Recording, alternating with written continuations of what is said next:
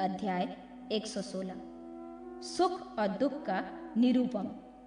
भगवान वराह कहते हैं, महाभगे, मेरे द्वारा निर्दिष्ट विधान के अनुसार जो कर्म करता है, कराता है, उसे किस प्रकार सफलता प्राप्त होती है, अब मैं ये बतलाता हूँ, सुनो। मेरा भक्त एकाग्रचित होकर, सुस्थिर होकर अहंकार का परित्याग कर दे एवं अपने चित्त को सदा मुझ में समाहित कर क्षमाशील जितेंद्रिय होकर रहे। वो द्वादशी तिथि को फल मूल अथवा शाक का आहार करे अथवा प्रियोवृत्ति सर्वथा शाकाहारी पर ही रहने वाला हो। षष्ठी, अष्टमी, द्वादशी, अमावस्या, चतुर्दशी इन तिथि में वह संयम पूर्वक ब्रह्मचार्य का पालन करे। इस प्रकार योग विधान पूर्वक मेरी उपासना करने वाले पवित्र आत्मा व्यक्ति धर्म से संपन्न होकर विष्णु लोक को जाता है। वहाँ उसकी 18 भुजाएं होती हैं और उनमें वह धनुष, तलवार, बाण तथा गदा धारण कर मोक्ष प्राप्त करता है। उसे ग्लानि, बुढ़ापा, मोह और रोग नहीं होते। वो 66,000 वर्षों तक मेरे लोक में निवास करते हैं। अब दुख का स्वरूप बताता हूँ, उसे सुनो। उचित उपचार करने से दुख से मुक्ति अथवा क्लेश का विनाश संभव है। जो मानव सदा अहंकार एवं मोह से आच्छादित मेरे शरण में नहीं आता, अन्न सिद्ध होकर जीने पर वह स्वयं पहले बलि विश्वदेव कर्म नहीं करता तथा स्वर्गभक्षी सब कुछ बेचने में तत्पर तथा मुझे नमस्कार करने से भी विमुख है, वह मुझे प्राप्त करने का प्रयत्न नहीं करता। भला इससे बढ़कर दूसरा दुख और क्या होगा? जो बलि विश्वदेव के समय आए हुए तिथि को भोजन अर्पण ना कर स्वयं खा लेता है, देवता भी उसके अन्न को ग्रहण नहीं करते। संसार की विषम परिस्थिति में यथाप्रत वस्तु जो असंतुष्ट रहकर दूसरों की स्त्री आदि पर बुरी दृष्टि डालता है एवं दूसरों को कष्ट पहुंचाता है, वो महामूर्ख है। जो मानव सत्कर्मों का अनुष्ठान ना करके घर में ही आलस्य से पड़ा रहता है, वह समय अनुसार काल के चुंगल में फंस जाता है। ये महान दुख का विषय है। कुछ पुरुष अपने कर्मों के प्रभाव से सुंदर रूप प्राप्त करते हैं और कुछ दूसरे कुरूप होते हैं। कुछ विद्वान पुण्य आत्मा गुणों के ज्ञाता और संपूर्ण शास्त्रों के जानकार होते हैं और कितने बोलने में भी असमर्थ अथवा गूंगे होते हैं। कितनों के पास धन है परंतु वे किसी को ना तो देते हैं ना स्वयं ही उसको उपयोग करते हैं। इस प्रकार वे दरिद्र ही बने रहते हैं। फिर भला उस दरिद्री की तुलना में और दूसरा दुख क्या हो सकता है? किसी पुरुष की 2 स्त्रियां हैं, उन दोनों में से पति एकाकी ही प्रशंसा करता रहता है और दूसरे को हीन मानता है। ऐसे भाग्यहीना स्त्री के लिए इससे बढ़कर अन्य दुख क्या होगा? ये सब पूर्व के ही कर्मों का फल ही तो है। सुमध्य में ब्राह्मण, क्षत्रिय और वैश्य इस प्रकार द्वे जाति होकर पाप कर्मों में सदा रचे पचे रहने वाले, जिन्हें पंच तत्वों से निर्मित मनुष्य शरीर प्राप्त हो, फिर भी वो मुझे पाने में असफल रहे, इससे बढ़कर दुख और क्या होता है? भद्रे, तुमने जो पाप का प्रसंग मुझसे पूछा, वो पाप संपूर्ण प्राणियों के हित के लिए बाधक है। अतः दुख प्राप्ति करने के लिए एवं तत्कालीन कर्मों और दुखों का स्वरूप मैं तुम्हें बताऊंगा। शुभ कर्म के विषय में तुमने जो प्रश्न किया है, कल्याणी, इस विषय के तत्व के बारे में मैं तुम्हें बताता हूँ, वो भी सुनो। जो शुभ कर्मों का अनुष्ठान करके उसका श्रेय मेरे भक्तों को निवेदन कर देता है, उसके पास दुख का आना असंभव नहीं। जो मेरी पूजा करके नैवेद्य अर्पण किए हुए अन्न को बांटकर फिर बचे हुए को प्रसाद मानकर स्वयं ग्रहण करता है, उससे बढ़कर संसार में सुखी और कौन है? वसुंधरे, मेरे कहे हुए नियम के अनुसार तीनों कालों में संध्या आदि उत्तम कार्य करके जो जीवन व्यतीत करता है, जगत को आश्रय देने वाली पृथ्वी, जो देवता अतिथि और दुखी मानव के लिए अन्न देकर फिर स्वयं उसे ग्रहण करता है, जिसके यहाँ आया हुआ अतिथि कभी निराश नहीं लौटता, अर्थात जिस किसी प्रकार से उसे कुछ न कुछ अर्पित कर उसे आश्रित करता है, जो प्रत्येक मास में एकादशी व्रत और अमावस्या को श्रद्ध कर्म करता है, जिससे पितृगण परम तृप्त होते हैं, जो भोजन तैयार हो जाने पर उसे हवन में डालता है और उसके समान स्वाद का भक्षण करता है, भला उससे बढ़कर संसार में कोई दूसरा सुख और क्या हो सकता है? देवी, जिसकी 2 पत्नियां हैं, दोनों में जिसकी बुद्धि विकार रहित है, दोनों को समान दृष्टि से देखता है, जो पवित्र आत्मा पुरुष सदा हिंसा रहित कर्म करता है, अर्थात हिंसा में जिसकी कभी प्रवृत्ति नहीं होती, वो परम शुद्ध पुरुष मंत्र सुख भोगने के लिए ही संसार में आया है। दूसरों की सुंदर स्त्री को देखकर जिसका चित्त विचलित नहीं होता और जो मोती आदि रत्न तथा स्वर्ण की मिट्टी को ढेले के समान देखता है, भला उससे बढ़कर सुखी और कौन है। हाथी और घोड़ों से परिपूर्ण युद्ध स्थल में जो योद्धा अपने प्राणों का त्याग करता है, संयोग वियोग में सदा आसक्त रहकर जो कुत्सुक कुकर्मों का परित्याग करता है एवं स्वयं भगवान भजन करते हुए संतुष्ट रहकर जीवन धारण करता है, उससे बढ़कर भला संसार में सुखी और कौन है। वसुंधरे, स्त्रियों के लिए पति की सेवा ही व्रत है।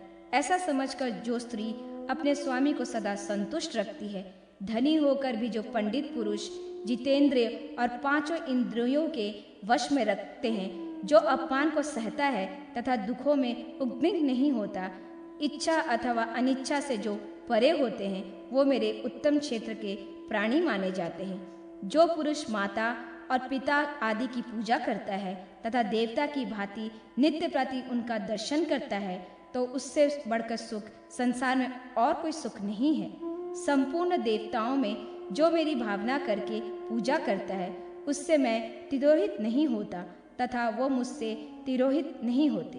भद्रे, तुमने जो संपूर्ण लोकों के हित साधन के लिए मुझसे पूछा था, वो पवित्र एवं वस्तु तत्व मैंने तुम्हारे सामने व्यक्त कर दिया है। भगवान की सेवा में परिहार्य 32 अपराध। भगवान वराह कहते हैं, भद्रे, आहार की एक सुनिश्चित शास्त्रीय मर्यादा है, अतः मनुष्य को क्या खाना चाहिए और क्या नहीं खाना चाहिए अब मैं ये बताता हूँ, सुनो।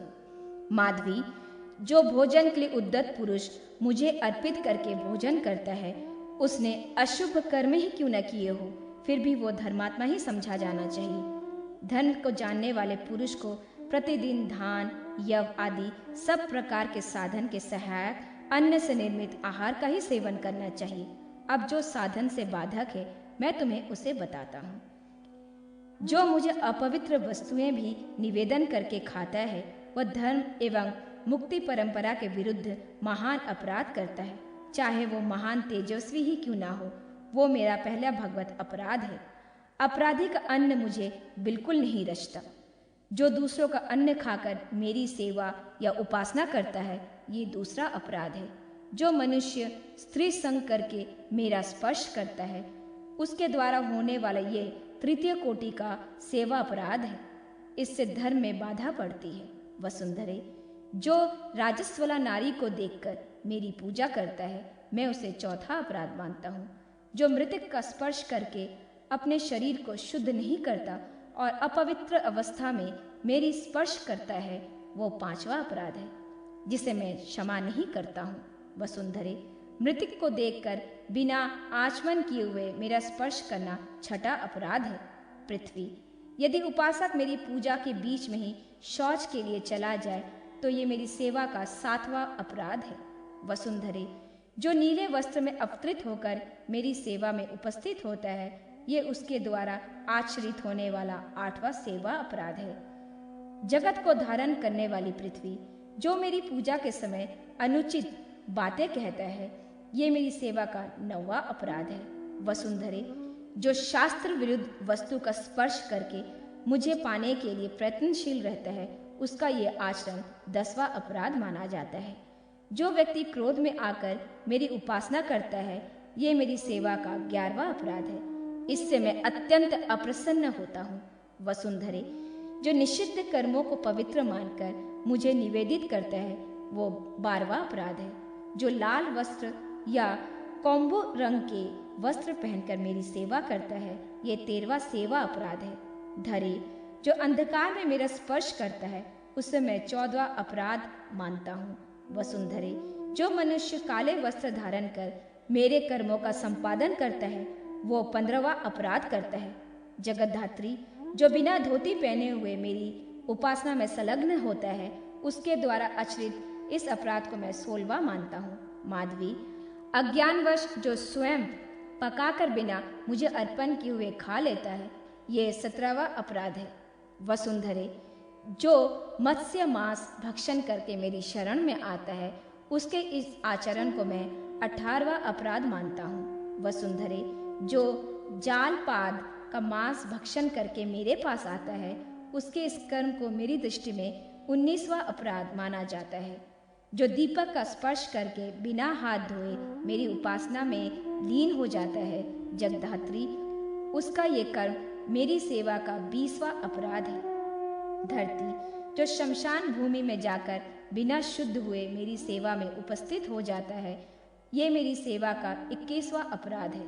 वसुंधरे, 22वां अपराध वो है जो हिंग भक्षण करके मेरी उपासना में उपस्थित होता है। देवी, जो सुअर आदि के मांस को प्राप्त करके यत्न करता है, उसके इस कार्यों को मैं 23वां अपराध मानता हूँ। जो मनुष्य मदिरा पीकर मेरी सेवा में उपस्थित होता है, वसुंधरे, मेरी दृष्टि में ये 24वां अपराध है। जो कर्मी का साग खाकर मेरे पास आता है, देवी, वो मेरी सेवा का 25वां अपराध है। पृथ्वी, जो दूसरों के वस्त्र पहनकर मेरी सेवा में उपस्थित होता है, उसके उस कर्म को मैं 26वां अपराध मानता हूँ। वसुंधरे, सर्व अपराधों में 23वां अपराध वो है जो नया अन्न उत्पन्न होने पर उसके द्वारा देवी देवताओं और पितरों का यजन ना करके स्वयं खा लेना। देवी, जो व्यक्ति जूता पहनकर किसी जलाशय या बावली पर चला जाता है, उसके इस कार्यों को मैं 28वां अपराध मानता हूँ। गुणाशालिनी, शरीर में उपटन लगाकर जो बिना स्नान किए मेरे पास चला आता है, ये 29वां सेवा अपराध है। जो पुरुष अजीर्ण से ग्रस्त होकर मेरे पास आता है, उसका ये कार्य मेरे सेवा का 30वां अपराध है। यशविनी, जो पुरुष मुझे चंदन और पुष्प अर्पण किए बिना पहले धूप देने में तत्पर हो जाता है, उसके इस अपराध को मैं 31वां अपराध मानता हूँ। मनस्विनी, भरे आदि वाले मंगल शब्द किए बिना ही मेरे मंदिर के फाटक को खोलना 32वां अपराध है।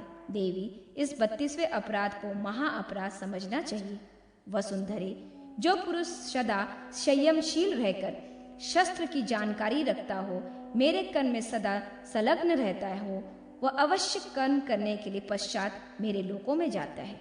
परम धर्म अहिंसा से पूर्ण रहते हुए संपूर्ण प्राणियों पर दया करने वाले, स्वयं अमानी, पवित्र और दक्ष रहकर सदा मेरे भजन में के मार्ग पर चलते रहे। साधक पुरुष इंद्रियों को जीतकर सेवा एवं नाम आदि अपराध से निरंतर बचते रहे। वह उदार हो तथा धर्म पर आस्था रखे, अपनी स्त्री को संतुष्ट रखे, शस्त्र यज्ञ और सूक्ष्म बुद्धि संपन्न होकर मेरे मार्ग पर अनुग्रह रहे। भद्रे, मेरी कल्पना में चारों वर्णों के लिए समग्र रहने के लिए ये व्यवस्था है।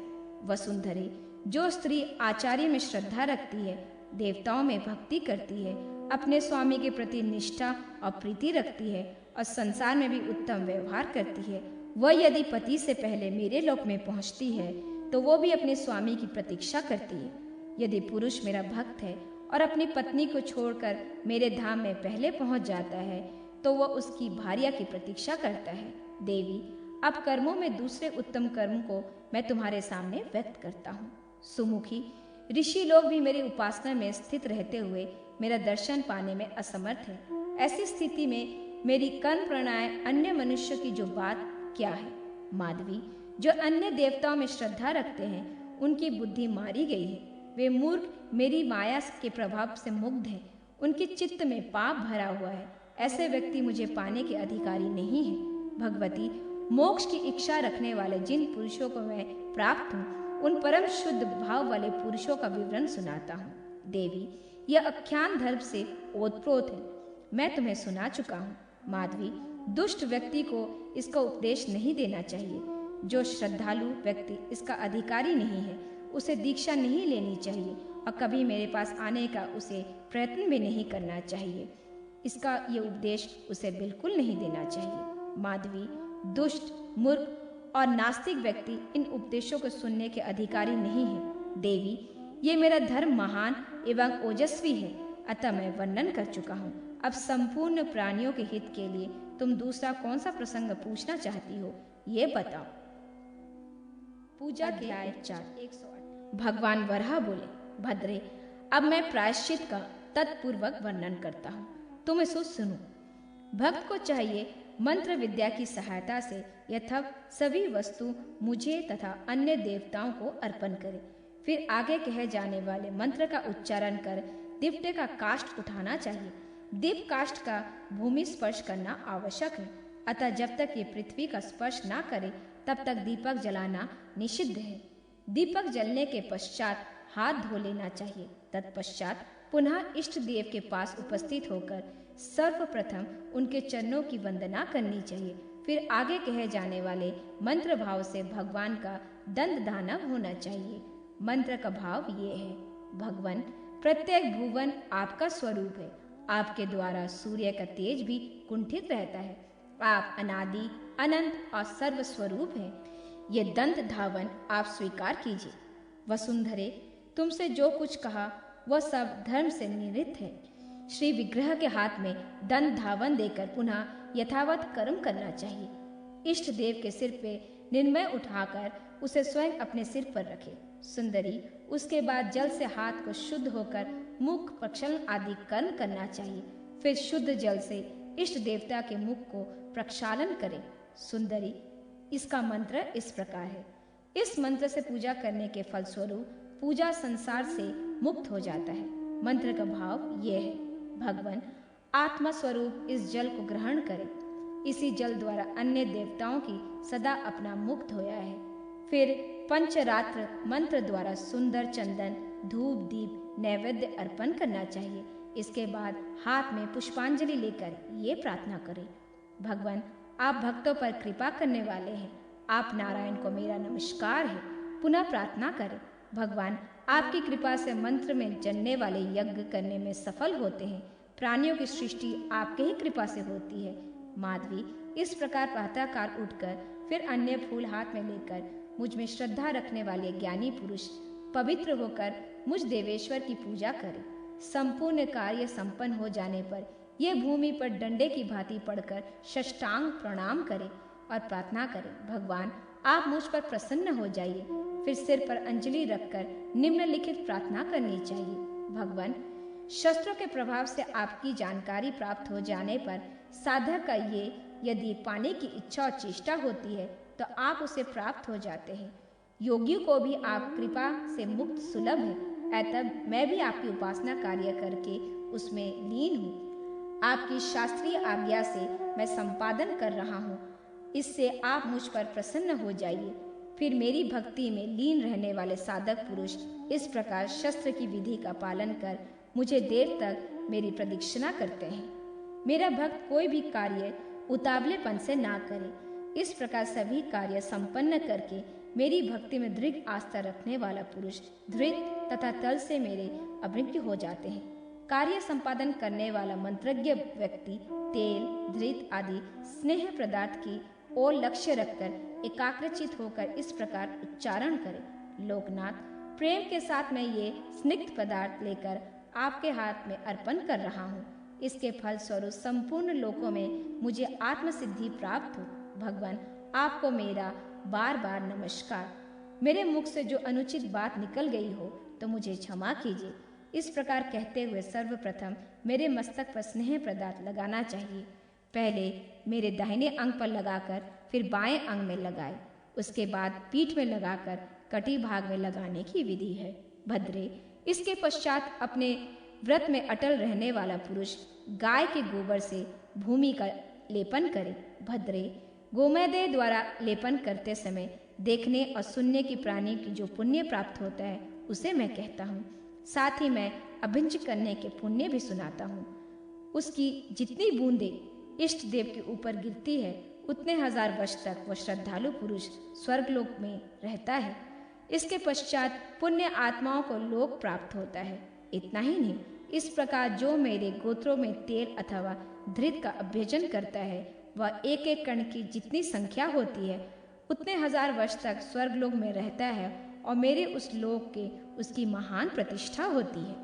भद्रे, अब जो सुगंधित वस्तुओं से बना हुआ अनुलोक मुझे प्रिय है उसे बताता हूँ, जिससे मेरे अंग तो शुद्ध होते ही मुझे प्रसन्नता भी प्राप्त होती है। कार्य संपादन करने वाला शास्त्र ज्ञानी पुरुष लोध, पीपर, मधु, महुआ, अश्वपरन अथवा रोहिन तथा करकट आदि चूर्ण को एकत्रित करके उसका लेपन बनाकर मुझे देते हैं। यह लेपन अथवा अन्य अन्नों के चूर्ण द्वारा अनुलेपन बनाया जाता है। जिसके हाथों द्वारा मेरा अनुलेप होता है उस पर मैं बहुत प्रसन्न होता हूँ, क्योंकि ये अनुलेपन मेरे शरीर को सुख देने वाला है। अतः इसे अवश्य करना चाहिए। यदि मेरी भक्ति करने वाला परम सिद्धि चाहता है तो इस प्रकार अनुलेपन लगाकर मेरा स्नान कराए। उसके बाद आंवला और सुगंधित उत्तम पदार्थों को एकत्रित करे और दृढ़ प्रीति पुरुष उसे मेरे संपूर्ण गोत्रों में मले। तत्पश्चात जल का घड़ा लेकर उसका अश्य का मंत्र उच्चारण करे। भगवान, आप देवताओं के भी देवता हैं, अनादि सर्वश्रेष्ठ पुरुष हैं। आपका स्वरूप अत्यंत शुद्ध है। व्यक्ति रूप में पधार कर ये स्नान स्वीकार कीजिए। मेरे मार्ग का अनुसरण करने वाला पुरुष इस प्रकार कहकर मेरा स्नान कराए। घड़ा सोने अथवा चांदी का हो। यदि ये दिव्य उपलब्ध ना हो सके तो कर्म का ज्ञान रखने वाला पुरुष मेरे तांबे का घोड़े का स्नान करा सकता है। इस प्रकार कर्म करके स्नान कराकर मंत्रों को पढ़ाकर चंदन अर्पण करना चाहिए। मंत्रार्थ यह है, प्रभु, संपूर्ण गंधों से आपके मन में प्रसन्नता प्राप्त होती है। ये चंदन कई प्रकार के होते हैं। ये शस्त्र की संपत्ति है। ये सभी देवादि लोकों में उत्पन्न होते हैं। आपकी कृपा से सत्कार्यों में इनका उपयोग होता है। मैंने आपके अंगों में लगाए इन पवित्र चंदनों को प्रस्तुत किया है। भक्ति से संतुष्ट भगवान, आप इन्हें स्वीकार करें। इस प्रकार चंदन आदि सुगंध युक्त पदार्थ एवं माला आदि अर्पण करके पूजन करने का विधान करें। कर्म में श्रद्धा रखने वाला कर्मशील पुरुष ऐसे अर्चना करके ये कहते हुए पुष्पांजलि दे, अच्युत, ये समय अनुसार जल में तथा स्थल में उत्पन्न होने वाले पुष्प है। संसार में मेरा उद्धार हो जाए, इसलिए ये पुष्प आप स्वीकार कीजिए, स्वीकार कीजिए। इस प्रकार मेरा भगवत संप्रदुक्त विधि से पालन करते हुए मेरी अर्चना करने के पश्चात मुझे सुगंध द्रव्यों से बना हुआ धूप देता है। धूप से मुझे बहुत प्रेम है। इसके प्रदान से दाता के मृत पितृलोकों की आत्मा पवित्र हो जाती है। विधि के साथ धूप लेकर ये मंत्र पढ़ना चाहिए। मंत्र का भाव ये है, भगवान, ये दिव्य धूप बहुत से सुगंधित द्रव्य से संपन्न है। इसमें वनस्पति का रस भी सम्मिलित है। जन्म मृत्यु से मुझे मोक्ष मिल जाए, इसलिए मैंने आपको ये धूप निवेदित किया है। आप इसे स्वीकार करने की कृपा कीजिए। भगवान, संपूर्ण देवताओं तथा प्राणियों के लिए शांति सुलभ हो। मैं भी सदा शांति से संपन्न रहूं। ज्ञानियों की योग भावमय शांति रूप में आप ये धूप ग्रहण करें। आपको मेरा नमस्कार है। जगत गुरु, आपके अतिरिक्त इस संसार सागर में मेरा उद्धार करने वाला दूसरा कोई नहीं है। इस प्रकार माला, चंदन, अनुलेपन आदि सामग्रियों से पूजा करके रेशमी स्वच्छ वस्त्र, जिसका कुछ भाग पीले रंग का हो, निवेदित करना चाहिए। ऐसे अर्चना करने के उपरांत सिर पर अंजलि बांधे हुए इस मंत्र का पाठ करें। मंत्र का भाव ये है, संपूर्ण प्राणियों की रक्षा करने वाले भगवान, आप पुरुषों में श्रेष्ठ हैं। लक्ष्मी आपके पास शोभा पाती है। आपका विग्रह आनंदमय है। आप सबके रक्षक, रचयिता और अनिष्ठा हैं। प्रभु, आप आदि पुरुष हैं। आपका रूप सर्वथा दुर्दुष्ट दुर्यज्ञ है। आपके दिव्य अंगों को आच्छादित करने के लिए ये रेशमी वस्त्र, जो कुछ पीले रंग से सुशोभित एवं मनोहर है, अर्पण करता हूँ। आप इसे स्वीकार कीजिए। देवी, मुझे ये वस्त्र से विभूषित होकर हाथ में एक पुष्प लेकर और उससे आसन की कल्पना कर मुझे अर्पण करें। वस्त्र मेरे विग्रह के अनुसार होना चाहिए। पूजा करते समय प्रबंध, धर्म एवं पुण्य में विचार से पूजा संपन्न करना चाहिए। आसन अर्पण करने का मंत्र भाव ये है, भगवान, ये आसन बैठने योग्य, आपके प्रति उत्पन्न करने वाले प्रज्ञा की रक्षा की युक्ति, प्राणियों के लिए श्रेय हो, आपके योग और सत्य स्वरूप है।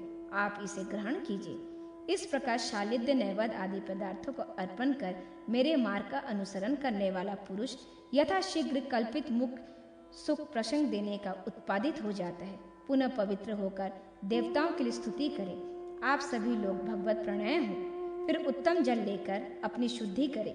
यो भगवान को नैवेद्य अर्पण करके शेष प्रसाद हटा दे। उसके उपरांत हाथ में तांबूल लेकर ये मंत्र पढ़े। मंत्र का भाव ये है, जगत प्रभु, ये तांबूल संपूर्ण सुगंध युक्त पदार्थों से युक्त है। देवताओं के लिए सम्यक प्रकार से ये अलंकार का कार्य देता है। आप इसे स्वीकार करें। साथ ही आपकी प्रतिमा के प्रभाव से मेरा भवन विनिष्ट हो जाए। भगवान, आपके प्रसन्नता के लिए मैं श्रीमुख का श्रेष्ठ अलंकार अर्पण कर रहा हूँ। इससे मुख की शोभा बढ़ती है, अतः आप इसे ग्रहण करने की कृपा कीजिए। मेरा भक्त इन आचरणों से मेरी आराधना करे। इसके परिणाम स्वरूप वह सदा मेरे महालोकों में आकर वहां नित्य निवास करता है। अध्याय 119 के भोजन पदार्थ एवं भजन ध्यान के नियम। पृथ्वी ने कहा, माधव, मैं आपके मुख वंदन से पूजन की विधि का सुन चुकी हूँ। निश्चय ही इस कर्म से संसार से मुक्ति दिलाने की सामर्थ्य है। भगवान, अब मैं आपसे आपकी पूजा विधि एवं द्रव्य के विषय में कुछ जानना चाहती हूँ। आप मुझे इसे बतलाने की कृपा करें। भगवान वराह बोले, वसुंधरे, जिस विधि से पूजा की वस्तु मुझको अर्पित करनी चाहिए, अब मैं वो बताता हूँ। सुनो। 7 प्रकार के अन्नों को लेकर उसमें दूध का मिश्रण करें। साथ ही मुझे मधु और उदुम्बर आदि शाक भी प्रिय है। माधवी, अब मेरे योग्य क्या धन्य है, उसे कहता हूँ। अच्छे गंध से युक्त धर्मचक्लिक नामक शाक और लाल धान का चावल तथा अन्य उत्तम स्वादिष्ट चावल मुझे प्रिय है। उत्तम कुंकुम और मधु भी मुझे प्रिय है। आमोदा, शिव सुंदरी, शिरीष और आकुल संज्ञ धान के चावल भी मेरे लिए उपयुक्त है। यव से बने हुए अनेक प्रकार के अन्न तथा शाक भी मेरे पूजन के लिए उपयुक्त होते हैं। मूंग, उड़द, तिल, कुंगी, कुल्थी, गेहूं, सावा, ये सब मुझे प्रिय है। अब ब्रह्म यज्ञ विस्तार स्वरूप चल रहा हो, वेद के विद्वान यज्ञ कर रहे हो, उस समय मेरी प्रसन्नता के लिए ये वस्तुएं मुझे अर्पण करनी चाहिए। यज्ञ में बकरी, भैंस, पशुओं का दूध, दही और धृत सर्वथा निषिद्ध है। वसुंधरे, मुझसे संबंध रखने वाले कर्मों में जो वस्तुएं योग्य हैं, उन्हें मैं बतलाता हूँ। मेरे भक्तों को सुख पहुँचाने वाले उक्त पदार्थ योज्य और कल्याणप्रद है। वसुंधरे, जिसे उत्तम सिद्धि पाने की इच्छा हो, उसे इस प्रकार मेरी यजन करना चाहिए। इस विधि से जो यजन करेंगी, वो कर्म से कुशल पुरुष मेरी परम सिद्धि पाने में पूर्ण अधिकारी होंगे। भगवान वराह कहते हैं, वसुंधरे, मेरा उपासक इंद्रियों को वश में रखकर जो कुछ अन्न उपलब्ध हो उसे ग्रहण करे। भामिनी, मैं नीचे ऊपर इधर उधर दिशाओं और विदिशाओं में तथा सभी जीवों में सर्वत्र विराजमान हूँ। अतः जिसे परम गति पाने की इच्छा हो, उसे चाहिए कि सब प्रकार से सभी प्राणियों को मेरा ही रूप मानकर उसकी वंदना करे। प्रातःकाल एक अंजलि जल लेकर पूर्व विमुख होकर मेरी उपासना करना चाहिए। ओम नमो नारायण यह मंत्र जपना चाहिए। उसे ये भावना करनी चाहिए कि संपूर्ण संसार में श्रेष्ठ, जिनकी ईशान संज्ञा हो, जो आदि पुरुष हैं, वो कृपालु हैं, उन भगवान नारायण को हम संसार से अपने उद्धार के लिए यजन करते हैं। उसके बाद पश्चिम की ओर मुख होकर फिर अंजलि जल हाथ में भर ले। साथ ही द्वादक्षर वासुदेव मंत्र पढ़कर इस प्रकार मंत्र का उच्चारण करें। भगवान, आप जिस प्रकार सर्वप्रथम संसार की सृष्टि करने वाले हैं, पुराण पुरुष हैं और परम विभूति हैं, वैसे ही आप आदि पुरुष के अनेक रूप भी हैं। आपका संकल्प कभी विफल नहीं होता। इस प्रकार अनंत रूप से विराजने वाले आप प्रभु को मैं नमस्कार करता हूँ। उसके बाद उसी समय से पुनः एक अंजलि जल हाथ में ले और उत्तर मुख होकर ओम नमो नारायण कहकर इस मंत्र का उच्चारण करें। जो परम दिव्य पुराण पुरुष हैं, आदि मध्य और अंत में जिनकी सत्ता काम करती है, जिनके अनंत रूप है, जो संसार को उत्पन्न करते हैं तथा जो शांति स्वरूप है, संसार से मुक्ति प्राप्त करने वाले अद्वितीय पुरुष हैं, उस जगत सृष्टा प्रभु का हम यजन करते हैं। इसके पश्चात उसी समय दक्षिण की ओर मुख होकर ओम नमो पुरुषोत्तमाय यह मंत्र पढ़कर ऐसी धारणा करनी चाहिए, जो यज्ञ स्वरूप है, जिनके अनंत रूप है, सत्य और रित जिनकी आदिकाल से संज्ञा है, जो अनादि स्वरूप काल है तथा समय अनुसार विभिन्न रूप धारण करते हैं, उन प्रभु को संसार से मुक्त होने के लिए हम भजते हैं। तदनंतर काष्ठ की भांति अपने शरीर को निश्चल बनाकर इंद्रियों को वश में करते हुए मन को भगवान में लगाकर इस प्रकार धारणा करें। भगवान, सूर्य और चंद्रमा आपके नेत्र है, कमल के समान आपकी आंखें हैं, जगत में आपकी प्रधानता है, आप लोकों के स्वामी हैं, तीनों लोकों से उद्धार करना आपका स्वभाव है। ऐसे सोमरस पीने वाले आप प्रभु को हम योजन करते हैं। वसुंधरे, यदि उत्तम गति पाने की इच्छा हो तो साधक को तीनों संध्या में बुद्धि, युक्ति और मति की सहायता लेकर इस प्रकार मेरी उपासना करनी चाहिए। ये प्रसंग गोपनीयों में परम गोपनीय, योगियों में परम निधि, सांख्यों में परम तत्व और कर्मों में उत्तम कर्म है। देवी, मूर्ख, कृपण और दुष्ट व्यक्ति को इसका उपदेश नहीं देना चाहिए, किंतु जो दीक्षित, उत्तम शिष्य और दृढ़व्रती हो उसे ये बताना उचित है। मुझ विष्णु के मुखार बंधन से निकला हुआ यह गुह व्यक्ति मरण काल उपस्थित होने पर भी बुद्धि में धारण करने योग्य है। इसे कभी भी विस्मित नहीं होना चाहिए। जो प्रातः काल उठकर सदा इसका पाठ करता है वह दृढ़ प्रवृत्ति पुरुष मेरे लोक में स्थान पाने का अधिकारी है। इससे किसी प्रकार का संदेह नहीं करना चाहिए। इस प्रकार जो व्यक्ति तीनों संध्याओं में कर्म का संपादन करता है वो हीन योनियों में कभी नहीं पड़ता। मुक्ति के साधन। भगवान वराह कहते हैं, वसुंधरे, अब जिस कर्म के प्रभाव से प्राणी को पुनः गर्भ में नहीं जाना पड़ता है उसे बताता हूँ, तुम सुनो। यह संपूर्ण शास्त्रों एवं धर्मों का निचोड़ है। जो बड़ा से बड़ा कार्य करके भी प्रशंसा नहीं करता, जो सदा शुद्ध अंतकरण से शास्त्रीय सत्कर्मों का अनुष्ठान करता है, वह इस सत्कर्मों से प्रवाह से पुनः जन्म नहीं पाता। जो मेरे सामर्थ्यशाली भक्त होकर सब पर कृपा करता है तथा कार्य अकार्य के विषय में जिसे पूर्ण ज्ञान है, जिसकी संपूर्ण धर्मों में श्रद्धा है, वह पुनः गर्भ में नहीं आता।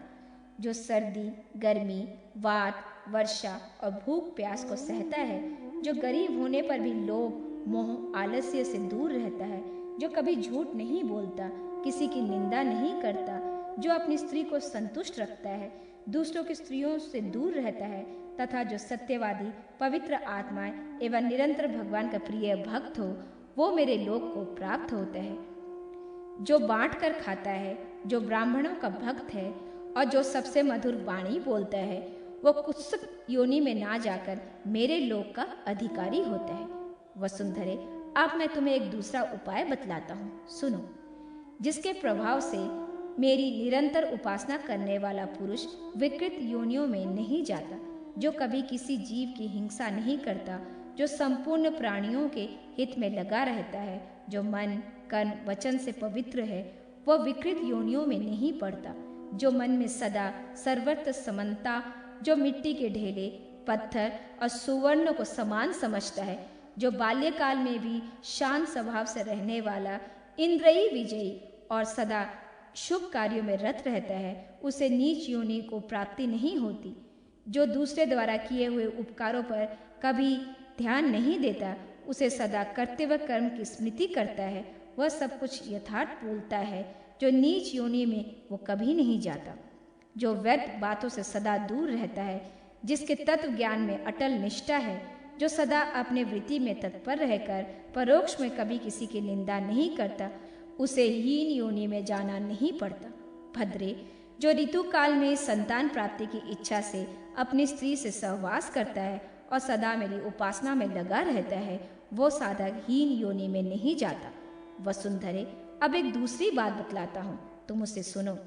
जो सदा संयंत्र रहने वाले पुरुषों का धर्म है और जिसको मनु, अड़िंगड़ा, शुक्राचार्य, गौतम मुनि, चंद्रमा, रुद्र, शंख लिखित, कश्यप, धर्मदेव, अग्निदेव, पवन देव, यमराज, इंद्र, वरुण, कुबेर, शांडल्य मुनि, पुलस्त्य, आदित्य, पृथगन और स्वयंभू ब्रह्मण आदि वेद कर्म दृष्टाओं में पृथक पृथक रूप से देखा और वर्णन किया है।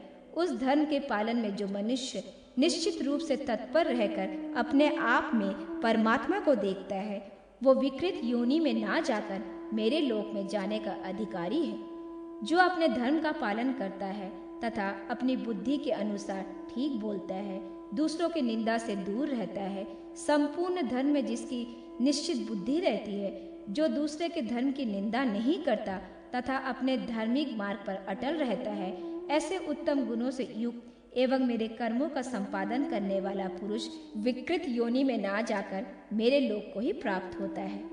जिनकी इंद्रियां वश में हैं, जिन्हें क्रोध पर पूरा नियंत्रण है, जो लोभ और मोह से सदा दूर रहते हैं, जो विश्व के उपकार में तत्पर हैं, जो देवता, अतिथि तथा गुरु में श्रद्धा रखते हैं, जो कभी किसी की हिंसा नहीं करते, माध्य मांस का कभी सेवन नहीं करते, जो अनुचित भाव बंधन करने की चेष्टा नहीं करते, जो ब्रह्म के कालापी धनु का दान करते हैं, ऐसे धर्म से युक्त पुरुष गर्भ में नहीं पड़ते, वे मेरे लोक को ही प्राप्त होते हैं। जो अपने सभी पुत्र के प्रति समानता रखता है, क्रोध में भरे हुए ब्रह्म को देखकर उसे प्रसन्न करने की चेष्टा करता है, जो भक्ति पूर्वक कपिला गो का स्पर्श करता है, जो कुमारी कन्याओं के प्रति कभी अपवित्र भाव नहीं रखता, जो कभी अग्नि का लंघन नहीं करता, जो जल में शौच नहीं करता, जो गुरु में श्रद्धा बुद्धि रखता है, जो उनकी तथा ईश्वर की कभी निंदा नहीं करता, इस प्रकार का धर्म में तत्पर पुरुष